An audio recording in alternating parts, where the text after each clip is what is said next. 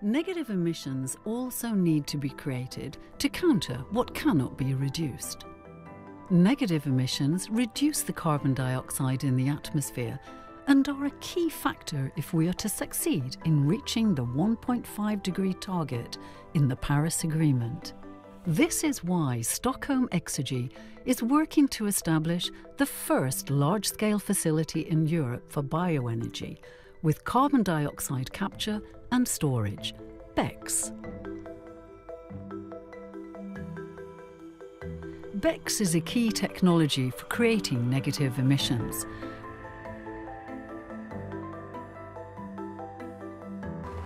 Thanks to its modern district heating system, Stockholm Exergi can combine BECCS with district heating, which allows for an energy-efficient process.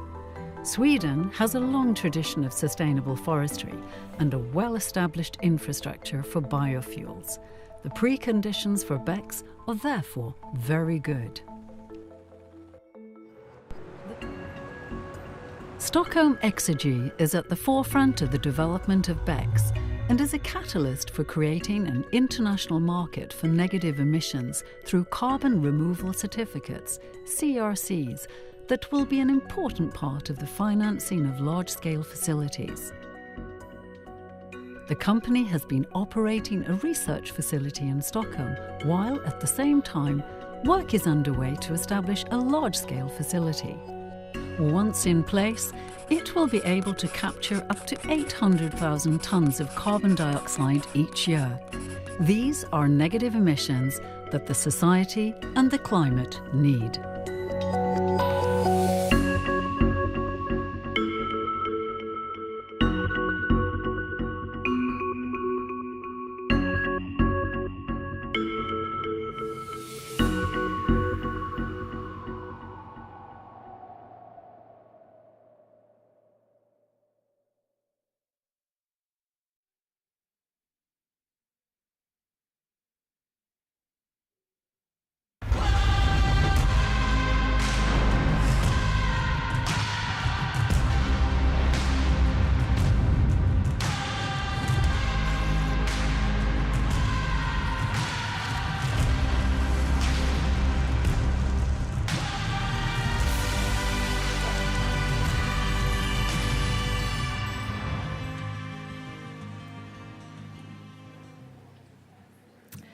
Getting to net zero, that is where we need to get, and we need to get there pretty fast, and we need to get there together. The IPCC has stated that if we want to counterbalance hard-to-abate emissions, CDR, or carbon dioxide removal, will be of the essence. This is not a non-complex field. So to decode that today, we have a panel here with thought leaders from research, from policy, industry, and the NGO side. And we know that our panel sometimes also have different opinions, and that is of course needed if we want to solve problems. I am Anna Liberg, Head of Energy at Business Sweden. I'd like to call our first panelist and also opening speaker, Mr. Oliver Gehren. Please join me on stage, Oliver. Oliver, you are a Senior Fellow at the German Institute for International and Security. You are also the Vice Chair at IPCC Working Group 3, and you are co-editor of a few different key reports on CDR. So Oliver, please share your perspective with you and a little bit sort out the different scenarios, pathways, technologies that are required to get to net zero. Thank you. Happy to do so. Thank you for the invitation.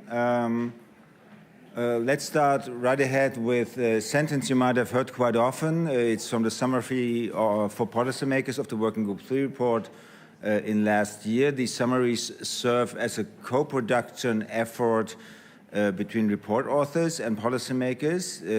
These summaries are kind of negotiated Policymakers are not allowed to change the report, but you get to language that is then later on often used, for example, at COPs or in UNFCCC negotiations, or also in EU climate policy. I'm just going to read the first one.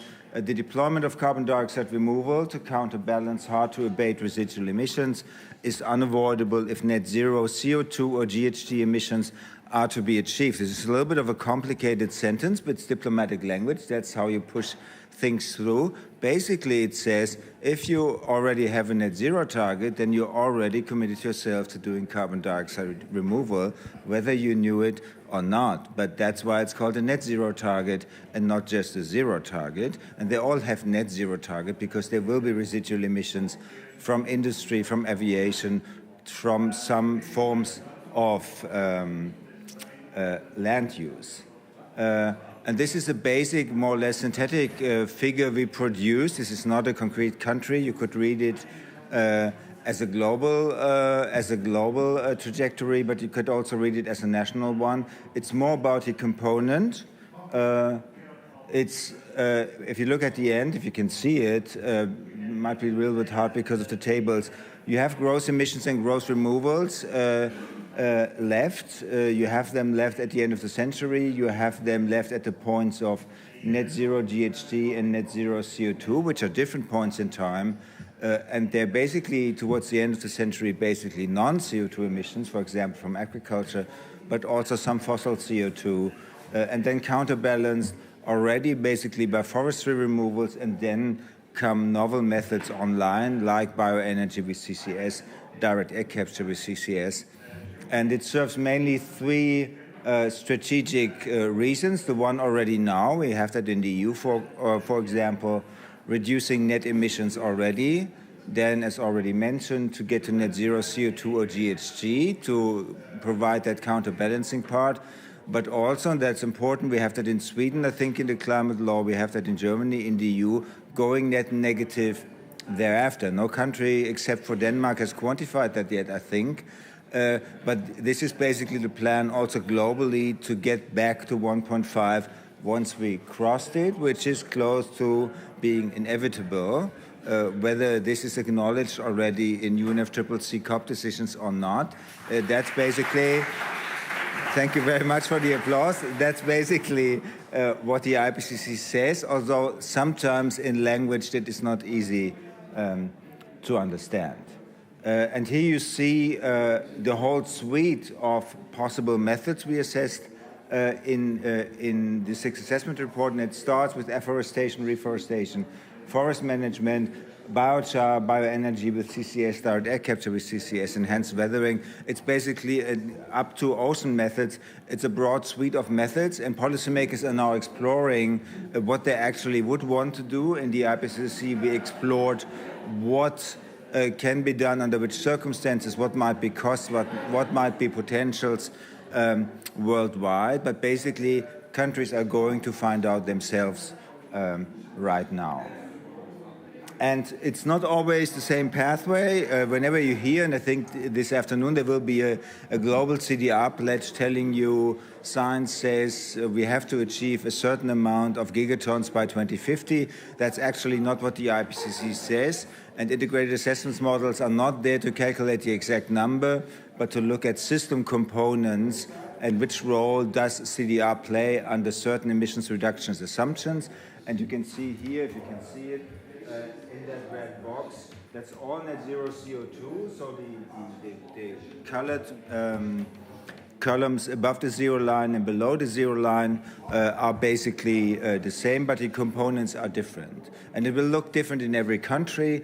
And basically, we're all going to make plans right now, at least in the European Union, how that removal component will look like, but also how that component or the components above the zero line will look like. And that might even be more contentious than talking about the removal part. Which sectors are still allowed to emit in the year of net zero or thereafter? And here, and finally, this is a graph from a different report. It's the so-called State of Carbon Dioxide Removal report already mentioned, where we looked at so-called focus scenarios under different assumptions. What would be the level of removals in there? You see on the left, the black column is the removals we do right now. It's 2 gigatons, basically from forestry. We don't do that much bioenergy with CCS yet, direct air capture with CCS yet, biochar yet. And in all these pathways, left you have 2030, on the right you have 2050.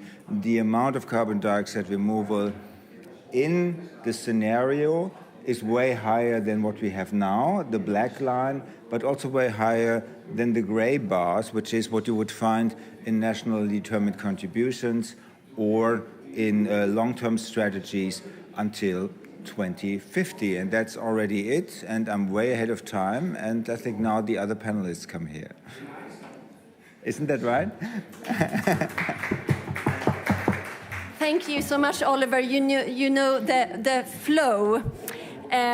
So then, rightly, I would like to invite your co-panelist up on stage. Please, Fabian Karlberg. Fabian, Fabian Levin, sorry. Fabian, you're head of research and development at Stockholm BECCS. You're also associate as docent to the Royal Institute of Technology, and you are appointed expert by EU on CDR. Yes. And as well, I like to invite Mr. Mark Preston Argones. Mark, policy manager at Bellona, Norwegian NGO and think tank. But Fabian, I'd like to turn to you first. We'll all listen to Oliver's kind of clearing out the large perspectives when it comes to getting to net zero here. We see there are different scenarios in that there are different technologies, and Stockholm BECCS, you're definitely behind one of the key technology, the BECCS. Just here on the last Economist special report, I think Stockholm BECCS, you mentioned like the global flagship 2 or 3 times. Mm-hmm. So you're actually doing this. But you know, what is, from your perspective, what is missing to really make your large project take off? Yes, I think a key issue, and especially when we're talking about corporations being part of this whole transition to getting to net zero, is how we form the marketplace and the markets. Because quite often, the ones that can do BECCS will not be the one requiring the residual emissions. And that, I think, is a very big issue. So a key in developing these projects, it's not technology. The technology for capturing CO2 has been around for a very long time. Of course, you can integrate carbon capture technologies in many different ways, and there are improvements. But the key issue is getting working markets and getting working policy that supports this development in the end. We're working quite hard on this, and also in the EU, where I'm part of the expert group, and Mark is as well, there is a development on getting the voluntary carbon market a bit more standardized and regulated. And I think these kind of incentives are very important for getting the whole industry of carbon removal started and taking off and reaching new volumes. But in that, I think we also must acknowledge, to get corporations aboard this journey, when corporations work, that they normally put out goals. They want to reach goals, remove their carbon maybe, and then maybe counterbalance the residual emissions once they get there. But letting corporations be part of the journey and involving them in the journey is a key. Thank you so much, Fabian. I think you nicely outlined here what we have heard in many other panels also in various areas. Technology is not the problem, but policy needs to be in place, and policy and following business models. But you also raised the issue of having targets. So if we turn to Mark, complex question here, but how do you see EU's role in this? What targets that EU needs to take in place, and what part is CDR in that? We actually heard here already in the Swedish pavilion this morning from previous State Secretary Energy from the US that was a bit jealous of EU putting ETS in place, putting CBAM in place, and saying that they are doing their best with IRA from a different point of view. But coming back to the EU and your perspective, what targets and how does that, what is the role of CDR achieving those targets? Thank you. Firstly, I want to apologize for my voice, but thank you for inviting me here. Very quickly on Bellona, we're an international climate NGO. We've been working on industrial decarbonization more broadly and on carbon dioxide removal with a bit more of a focus for the past sort of 5 years now. And we're in a project together with Stockholm Exergy, funded by the European Commission, looking at the realistic deployment potential of negative emissions. We're looking at the governance structures to make that work. Sorry. In terms of the EU, we have the European Climate Law, which has a climate neutrality target by 2050. And I think, to Oliver's point, that's all greenhouse gases. So by 2050, the EU will require a balancing of the greenhouse gas emissions, all greenhouse gas emissions, with equivalent amounts of removals. We also have the 2030 target, which is a net 57% target, where there is a separate contribution from the land sink. So, 52.8% reductions and removals from the land sink on top of that. So there is a separation, and that is really important, because if there isn't this separation, any increase in the land sink will dilute emission reductions. And the thing is, what comes through from the presentation Oliver gave is that emission reductions are the large part of the effort that is required.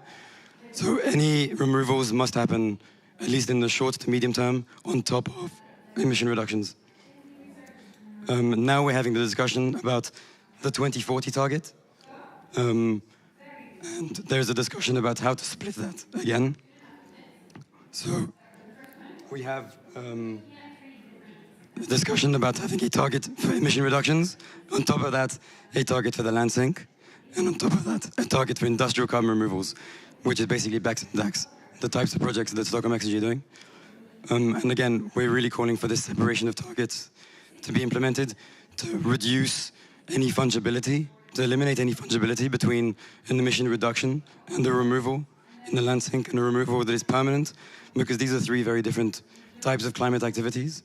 If we treat them equally, there's a risk that they might undercut each other and that we might sort of dilute emission reductions.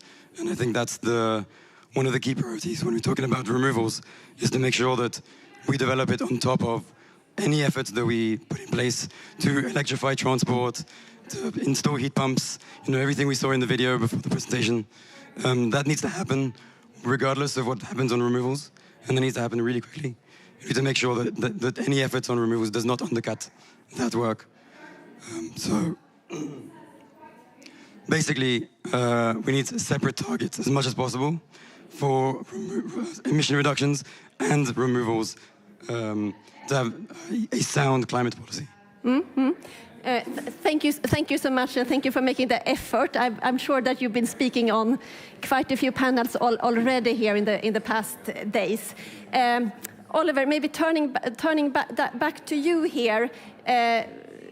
We heard now, like from Mark here, we need many different targets for the different pathways, both from removals and reductions. What are you, if you comment back on what we heard here, what is your perspective? No, I think that has emerged as a kind of consensus among CDR policy folks and analysts. I would like to add that we should go further than what usually is being proposed, because the target we now have under the 2030 target in the European Union, which is this minus 55%, that includes a component of net fluxes, net negative fluxes from land use change and forestry, but of course there are gross emissions and gross removals. And we always only think about the net value, and we have a net target now under LULUCF, a new one, minus 310 million tons. But it's more like 100 million tons of emissions and 410 of removals. And in these 100 tons, there's also a lot of potential to further reduce. And I think first of all, we need to highlight that this is basically a combination of two numbers. Many policymakers are not aware of that and think, okay, the land sink, we just increase it by planting more trees, and that's it. And for example, in Germany, where I come from, we have 50 to 55 million tons of emissions from drained peatlands, which is right now 7% of the national emissions, more than industrial process emissions. But as long as you only have a net number LULUCF circling around in policy circle, nobody really looks at it. I mean, it's embarrassingly high, and it's not going down. It's the same like 1990. And yeah, of course you can say we try to plant ever more trees, which will be harder to keep the carbon there in a warming climate. So you also need to address the gross emissions under land use change, and forestry, and split that component as well. But yeah, I would say until net zero, it also gives a signal, because then you would have that gross reduction number, and it would become clear, okay, the main effort comes from reducing emissions, removals come on top. I think the debate might change once again, once we don't talk about net zero only, but about net negative. I think then the illusion will really go away that we just keep on going more or less and then do more and more CDR, because everybody would know, okay, if you want to go to minus 110%, we cannot just ever grow the CDR part. The easier way will be reducing our residual emissions. So I think that at some point we will see countries in the European Union following the Danish example. The problem, though, is we have a so-called union-wide net zero target in the EU. So some countries obviously already in 2020 thought, well, we might be net positive in 2020. You can imagine what that will mean in the European Union, what kind of a discussion, who's allowed to stay net positive and who should go net negative for these other countries. And I think that can also be a dangerous debate, because CDR basically allows for that flexibility. You can just think somebody else is doing the CDR and the net negative for you, and you just can keep going. So that somehow needs to be regulated. Thank you so much. Fabian, I see you eager to comment here, and needless to point out that you are situated in capital of Sweden, Stockholm, which absolutely not want to be net positive when we come into these targets. So what's your view here? Yes, I think one important thing is I think we need to handle getting to net zero and getting beyond net zero a bit separately in a sense, because getting to net zero, you could follow polluter pays principle, whereby on voluntary basis, or even if you regulated basis, you get those that want to emit long term, when we're getting closer to the net zero target, to actually being obliged to buy carbon removals. That's how you get control of the net zero target. And I know you have proposed something under carbon take-back obligations with some other researchers on that. But then the question of how to get beyond net zero, I think that one is really interesting, and I don't really see it as part of the debate that we have today. That said, I also think it's quite interesting the different capabilities of different member states in the European Union. So we know in Sweden there has been a governmental inquiry on the amount of BECCS needed to reach the Swedish net zero, and that ended up with about up to 10 million tons of BECCS. But the potential for BECCS in Sweden, looking at the pulp and paper industry and looking at combined heat and power, is over 30 million tons in existing larger point sources with not too far away from a port. And then, of course, you could share this obligation between member states, where you allow other members of the European Union to actually buy or finance more BECCS in Sweden, because the capabilities are so high compared to the actual expected requirement for BECCS. How is your view on that? Yeah, I think big that's opportunity BECCS in one market, and how can that be? No, I mean, I think that's a good point. That in a way, the EU is a microcosm of the global discussion on climate neutrality, where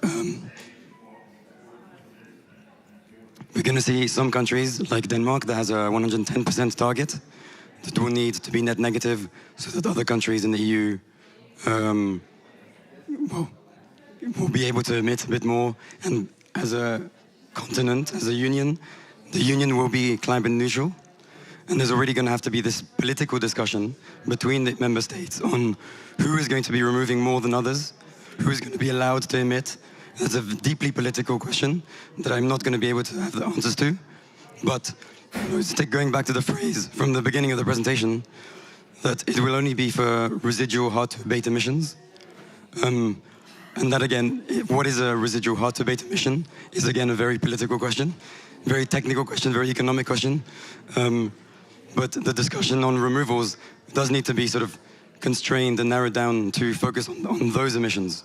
So if there is a company that is not, that is quite easily not one of those hard-to-abate sectors, there's probably little basis for them to rely on removals to meet any net zero target. And I think this is where potentially we're in disagreement on how to start the deployment of removals to make sure that we actually kick off some deployment, but without potentially leading down a road that would allow some emissions that are abatable to be counterbalanced by a limited amount of removals. Mm-hmm. Oliver, you already brought up the example here of your home country, Germany, and how things are working out there. How do you see, let's say, here we really get the question on how the union and the membership countries are coming together and creating delivering on a common agenda. How do you see that working out? No, I think climate policy is in the European Union largely harmonized. So if the Union has issues laws about a certain aspect, and it supersedes national law. And emissions trading is even harmonized. We don't even talk about national emissions so much anymore under the emissions trading. So I think there's one interesting aspect that will come to the fore very early in the European Union. We have a net zero target by 2050, but we basically have three pillars in EU climate policy. It's LULUCF, it's emissions trading, and it's the non-traded sectors. And they're not going to net zero, or not supposed to go to net zero in the same year. So LULUCF is already net negative, and the ETS, after the Fit for 55 adjustment, the ETS1, the traditional one, will probably not issue new certificates, new allowances by the end of the 2030s or in 2040 or whatever, which means even a cement plant that has CCS installed, because it will not have a 100% capture rate, would cease to exist there. So you somehow now need to integrate carbon dioxide removal, maybe not directly into emissions trading, but you have a policy problem here now that policymakers are created themselves based on higher ambition, which I find interesting because it goes contrary to the usual suspicion we only have to talk about CDR because we don't do enough. No, they upgraded the targets in a way that they will run out of new certificates to be auctioned by 2040. And there will be installations under emissions trading 1 that still emit. So we need kind of a solution there. And if it is really the end of the 2030s, so in the next emissions trading period, then this legislation will come online, will have to come online around 2028 or so. That's the usual cycle. So the European Commission now has been called to present a report for options on integrating CDR into emissions trading. And I think then in the broader discussion about the 2040 target, the European Union, as some member states already do, will have to define what will be this removal component. And in Germany, the debate is moving pretty fast now on fossil CCS, because you use that to reduce your residual emissions that enter the atmosphere, but also on then technologies that remove the rest. And I think it will be quite hard to only reserve carbon dioxide removal to counterbalance truly hard to abate emissions. It's also hard to define what will be hard to abate in 2045. And I'm pretty sure there will be residual emissions in 2045 that actually, at least technically or economically, would have been easy to abate, but politically may be hard to abate. And then the question is, how do you deal with that? In Germany, they now think for CCS on fossil fuel installations from industry, just to create a list in which sector can it be used, in which not. But you have to keep it dynamic. You cannot say, okay, this is going to be the thing for the next 50 years. You don't know how technology evolves, for example, in the cement sector or in the building sector at large. But it's a new area of regulation. I would say in the European Union, many policymakers still don't know what to make of that CDR component.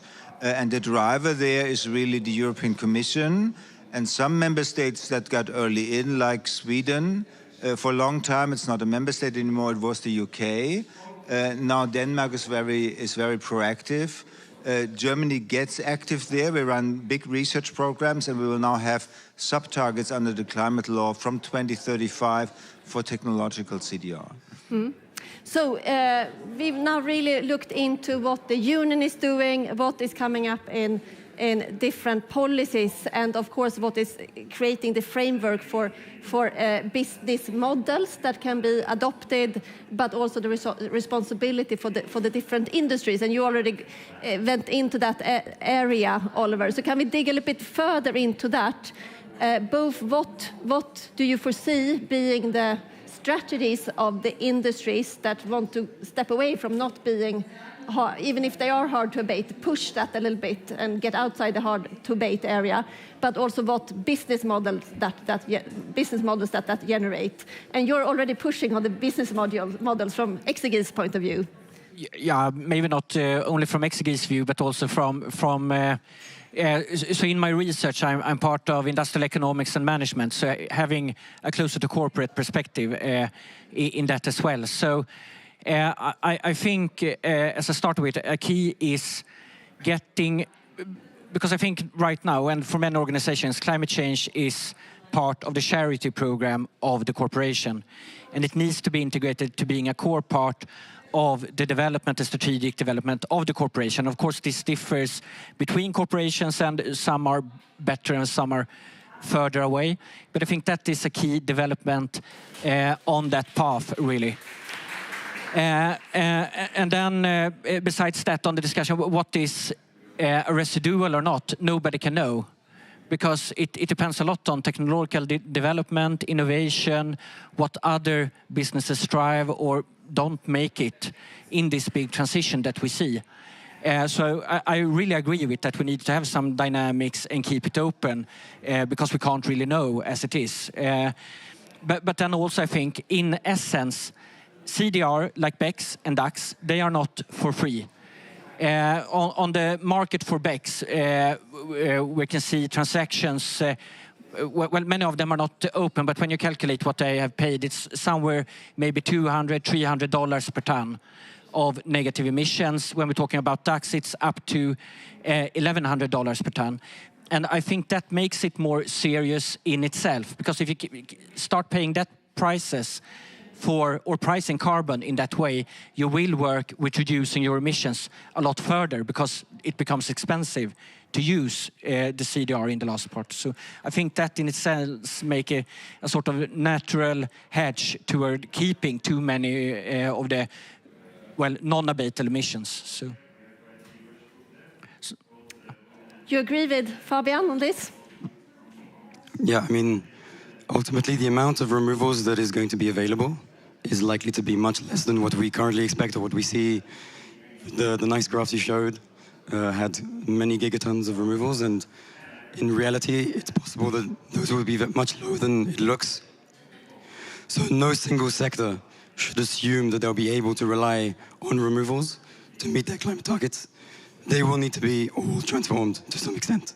But on the point about the ETS, you mentioned it not being directly integrated. I think that's really the key, because it's very clear that towards the end of the ETS, there will be some emissions, as you said, the residual part from a cement installation, for example, that will be that simply cannot not be emitted unless we shut down the installation, which is not desirable either. And there is a suggestion. There's a lot of industries that are pushing for removals to just be directly sort of chucked in there as a way to, introduce flexibility in the market. But ultimately, we should be using the ETS to sort of discover what these residual emissions are. Sorry. And we can then use the revenues from the ETS to finance CDR projects, as is currently done with the Innovation Fund. So potentially also designing a parallel market, a removal trading system I've heard, or having an institution that could manage the sort of procurement of sufficient volumes of removals to counterbalance the amount of residual emissions in the ETS. There needs to be a discussion on how exactly this will work, but the suggestions to just simply lump it into the ETS, that will lead to the risks that I mentioned earlier about reducing ambition on emission reductions. And we need to do our best to prevent that. Good. We are Energy Day today at COP. We start to be half through COP, you could almost say. I would just like to hear like a final statement from you. What is your, on top of your wish list, what will come out of COP? Whether it is from the negotiations or from a certain collaboration you might have. So feel free to have like number one wish list that you will travel back home with from COP and from Dubai. And Fabian, you just arrived today, so I let you come last. So we start with Oliver. On top of my wish list is a phase down of ambiguous language in COP decisions. I mean, very much echo that. To be a bit more specific, we're talking about phase out, phase down, but we also need to talk specifically about a rapid decline in the short term. Make sure that we decline the use of fossil fuels, because that is currently missing from the discussions. But I think another thing is, within the global stocktake discussions, which are giving recommendations on what NDCs should look like, there should be some recommendations on how to separate reductions from removals, to make sure that we kind of take this logic that Sweden has started with the supplementary measures, kind of apply that at a global level, and make sure that we really focus on reducing emissions to the minimum possible, and at the same time work on removals so that we can at least hope to have some kind of balance between the two. Yes, so I arrived very late, midnight, so I haven't had much thought about all these things yet. But I think what I'm really hoping for during this COP is having these discussions that we're having right now, bringing academia. We have environmental agencies like Bellona and corporations together and discuss. Because I really think getting corporations truly engaged beyond charity in curbing climate change, I think that's the way forward. And to do that, one of the most important things is talking. Thank you so much. And talking is, what we've already done here, and it's so nice to see that from leading industry, from leading academia, policymaker, and NGOs, and all of you experts in your own domain, is that we actually have a common base of understanding. So a very good ground then to get to the net zero.